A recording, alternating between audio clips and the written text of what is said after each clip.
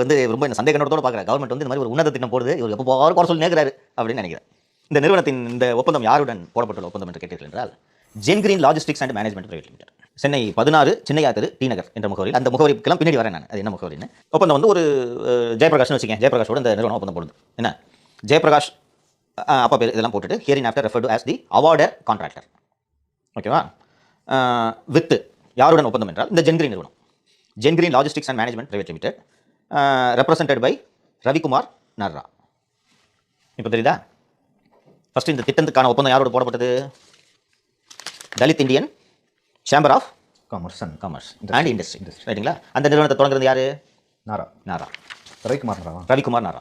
இந்த ஜென்கிரீன் நிறுவனம் ரவிக்குமார் நாரா உடையது. இந்த ஜென்கிரீன் நிறுவனத்தில் யார் யார் பங்குதாரர்கள் எல்லாத்துக்கும் பின்னாடி வர்றேன். அதாவது துப்புரவு பணியாளர்களை தொழில் முனைவோர்களாக்கும் திட்டத்துக்கு தமிழக அரசு இவர் கூட ஒப்பந்தம் போடுது. ஒப்பந்தம் போட்டு அந்த துப்புரவு பணியாளர்கள் தொழில் முனைவோர்களாக மாறிய பிறகு அவர்களோடு ரவிக்குமார் நாரா ஒப்பந்தம் போட்டுருக்காரு. எப்படி இருக்கு?